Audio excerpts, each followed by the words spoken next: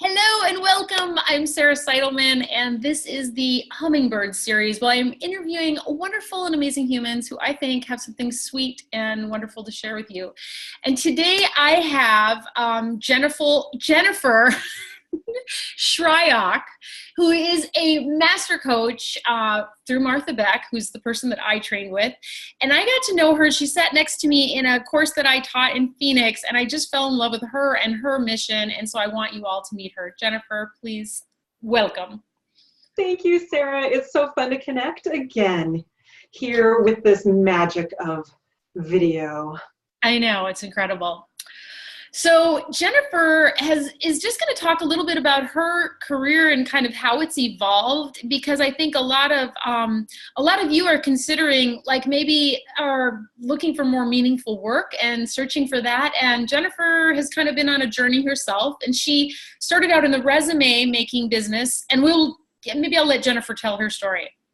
Sure. So I was one of those who thought that it was other people who were called to be something really specific, like an astronaut or a chef or a nurse, or a doctor like you. And I felt kind of jealous of those folks, like I had been left out of the calling opportunity. But I was also a little bit resistant. I want to do everything. I want to have lots of different experiences. So I had this tension. I really didn't know how to define callings, I guess. And it was through Martha Beck. Actually, I had an amazing moment on stage where she called me on stage. I asked a question. I was very ill, and it was the end of my life coach training. And she was speaking to somebody else about her calling. And I was like, what's this calling thing? Past lives, I didn't understand any of it. I was quite resistant to all of the language. But I was taking notes because I was a new coach, and I was trying to figure out, what if somebody came to me? And so she asked this other woman, she touched her third eye and said, Julia, deep in your mind, do you know your calling, but you're just afraid to follow it? And Julia said, yes. And she had a huge personality, and I was just like, whoa, what's going on here? And so, like, is this real or is this kind of bogus? I mean, because sometimes it can feel like, what's really happening?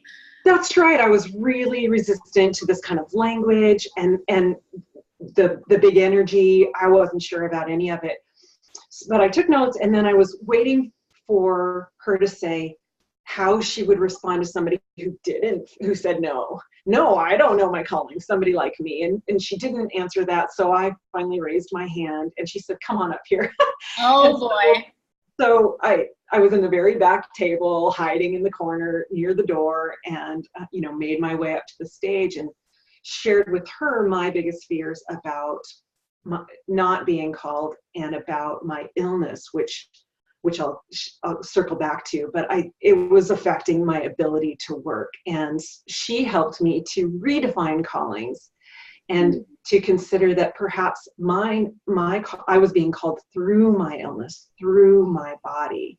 And that was really the first window into the notion that callings could come to us through little breadcrumbs, through outside experiences, through tragedy, through all sorts of different portals. Yeah. And that it might not always be trumpets on high, that it may come in little morsels, little breadcrumbs guiding us along the way. So that was a big deal moment for me. And if I circle back now to this bit about not being called, I had all sorts of different careers. I owned a business for 8 years. I sold it. It wasn't ever a good fit. So when I started in 2009, I'd sold a prior business. I'd spent the summer in Glacier Park. You can see it behind me. I just got this picture. Oh, beautiful. Behind. I used to guide there. So I sold a business at age 38. I went back to Montana, my home state, and I went to Glacier to heal my soul a little bit. I wasn't sick yet, but I just needed a summer, and I was a guide again that summer. I hiked as a guide there. And by the end of the summer, I knew I'm going to start a resume business. One of the things that's really natural to me is seeing the good in others helping them to see opportunities. I'm a brainstormer. Always everything feels possible to me, especially your ideas. I just always wanted to be in service of other people's vision. And I'm a writer, and I'd always helped folks with resumes. So I used the language calling a little bit when I started Rainmaker Resumes, because it was so fun to see people come together on the paper.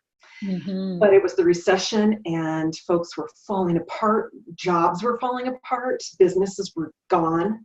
Right. And I realized right away that people needed a lot more than just a pretty piece of paper.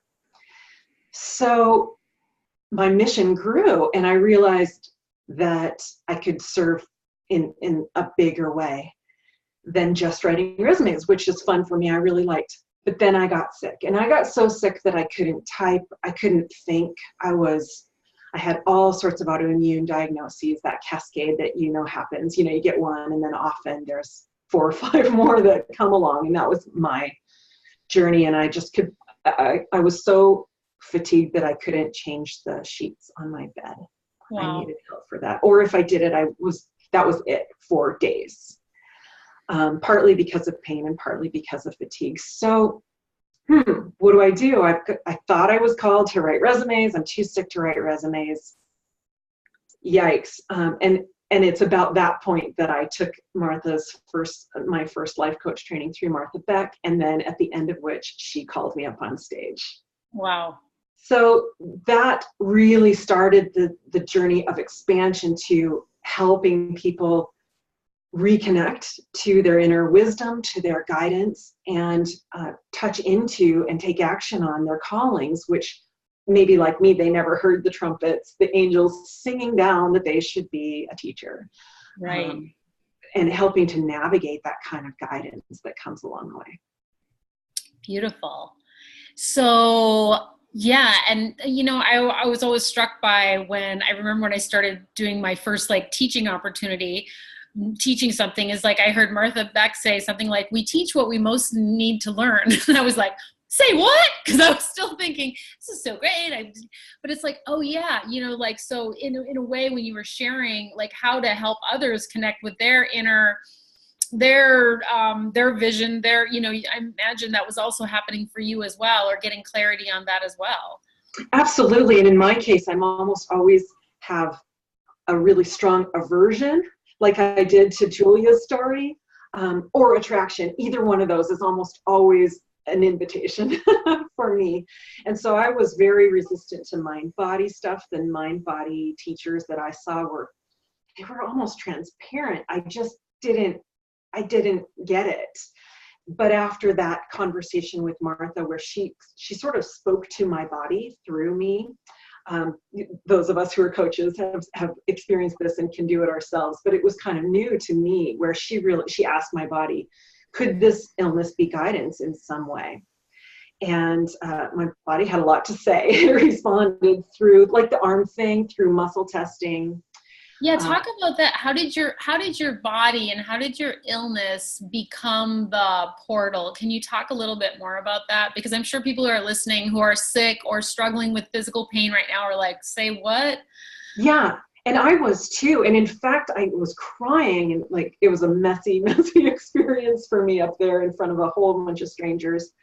Because I thought she was suggesting that I'd made up my illness or created it. And I know I feel for people who might be responding in that way, because I couldn't wrap my head around it. And the way I feel about it now, having studied a whole lot more about mind, body, and about this whole process of touching into our own guidance, which for many of us comes through the body, but there are other portals as well, and I like to play with all of them. But for the mind body piece, for the illness piece, my view is that no, let's not get into whether any guilt about it, whether you created it, any of that. Let's lay all of that aside and simply consider this one opportunity. If you're in pain, whether it's emotional, physical, some sort of pain, that pain can be a portal. So laying down any of the guilt or shame, there's so much of it in our culture. I don't know that it's seen the same way in other cultures, but in ours, we have all this, I only need 4 hours of sleep, and I'm an ultra-marathoner who can hobble in on bloody stumps. And we really romanticize folks who stoicize their bodies, who transcend their human bodily experience. And I've kind of come around to the other side of the serene, the divine is within the most mundane, is in our bodies, in our daily experiences, in whatever happens to us. We can find guidance. So that day on stage, Martha was doing the arm test. I'll put out my arm so you can see it. She was pushing on my arm and I was trying to resist. And what happens, as you know, and this Sarah, is what's called kinesiology muscle testing. What do they call it? Right. Yeah. Right. And there are lots of ways you can do it. That day, Martha, it's with two people, it's easier to do the arm thing. If you're alone, there are other little tricks that, we can talk about some other time. But Martha was pressing on my arm. She made sure that it wouldn't cause me pain with my illnesses. And she would ask me questions. And my head would believe some of my answers, but my arm would be the tell for whether it was true or not. Because our body knows what's true for us in a way that our minds can try to override. We could have come to believe some, dogma or something we've been taught, even if it's not true for us. So our bodies are a fabulous tell for our own inner truth. And that's part of the way that I use the body as the portal for other people and helping them find their calling. But it doesn't have to be the body. It just happens to be one for me because I was so sick and in so much pain there. And you don't have to even be sick to use your body. But for me, that was kind of the double whammy. I was sick, I was in pain, and my body was able to speak right away to Martha, even if I couldn't interpret it. And so from there, I've expanded my education. I've learned a ton more about how people heal, about spontaneous remission, about all the ways that we heal. And it's really, the main premise is to let go of the obsession with healing, of the obsession with relieving symptoms, and slow down and consider the possibility, just bring curiosity to the idea that there could be guidance somewhere within, and open up to feeling emotion, because guidance comes on the tails of emotion. We suppress so much emotion, and that can cause a great deal of physical pain and problems. So it's this really sweet, gentle, beautiful journey of shifting from, I've got to heal, or the doctors are telling me. And I had been told a bunch of really scary prognoses, which I finally, through being coached and through studying mind body stuff, started to just let go of. I would listen to the doctors and kind of do what they suggested, but my focus went to this human experience and what my emotions were. And that's when things really started to shift. I was really playing the warmer, colder game. What am I doing when I have moments of respite? Do more of that. When I'm really in a lot of pain, what am I thinking? What am I doing? Do less of that. Mm-hmm. And that's been the trail, just following these breadcrumbs of this warmer, colder idea to my relief of symptoms. Not wholly, but way past what my doctors ever said I could do, and more vitality and energy and strength. Awesome. So that's like, look magnificent, like you're totally firing on all cylinders. And I know my husband and I used to talk about this a lot years ago when we first realized like the power of the words and what we say. And I've learned a lot since then, like sitting with elders and people who, that words are powerful and they can be used to kill or to cure, and like now I just think of some of the things that doctors would say to their patients when I was in training, about expectations, like, within the next 5 years, you can expect you're going to lose X function and blah, blah, blah, this kind of thing, which they saw as a practical thing. And in my training, I did too, but now I see it as like, it's really setting an expectation and putting a visual in somebody's mind that they are on this path to something really bad. That's unavoidable, which I've come to believe that's not necessarily true. And I think it's an art. I mean, obviously there are things where, we have to say things, but. Right. And, some people are going to dig in and push back and overcome. Yeah. Others are going to see that as a sentence. The and Bible truth, and yeah. Mm-hmm. That's right. So yeah, that whole nocebo placebo effect can be so powerful. And what I believe now is that the way through to healing is so much more gentle and kind and loving. And there's so much evidence to support that people can heal when they feel loved and accepted. My big fear, and what my doctor told me, was do everything you can now because you'll never be able to do it again. You'll likely be in a wheelchair. You know, it's going to be a long, brutal, progression to immobility and worse. And so I had been a hiking guide in Glacier National Park, a river guide. I had lived and worked a little bit around the world, and then all of a sudden, when the doctor told me that, I could barely do anything. So, you're never going to be able to do this little in the future. I was immobilized. I was terrified, and I was paralyzed by that sentence. And that's what I said to Martha's. I had a dream, a wig. You mentioned wigs recently in one of your posts. I had a wildly improbable dream, really, of going back to Glacier National Park and leading people, not just as a hiking guide and showing them the beauty of the area, but as kind of a soul guide, reintroducing themselves to their wild self, to their inner wisdom. And Martha said, oh, you can totally do it. She's like, just your body's saying you could do it. And she asked my arm, and my arm said, yeah. And she said, well, how long is it going to take? And the arm kind of freaked out. And she's like, oh, that's your fear overriding. But I think I heard 3 years. And guess what? It's 3 years after that day, I led my first Glacier National Park retreat, a women's retreat.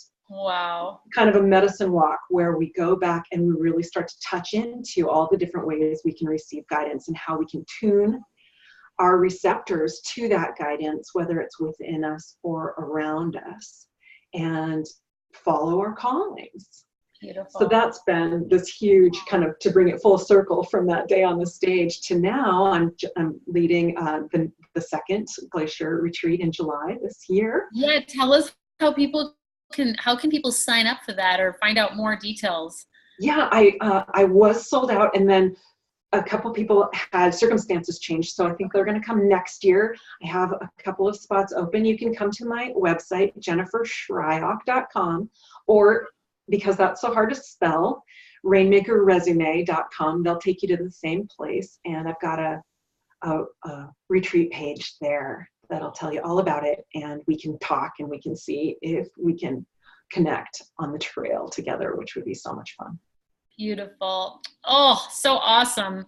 And it's so good to hear these stories of people who have become well and whose lives have been transformed by really just turning inward and creating some space for themselves to explore. Because I think, I think we're the one, like, what is the prophecy, the Hopi prophecy, the last line, which is, we're the ones we've been waiting for. And sometimes that can be, but we also need each other to help us get there.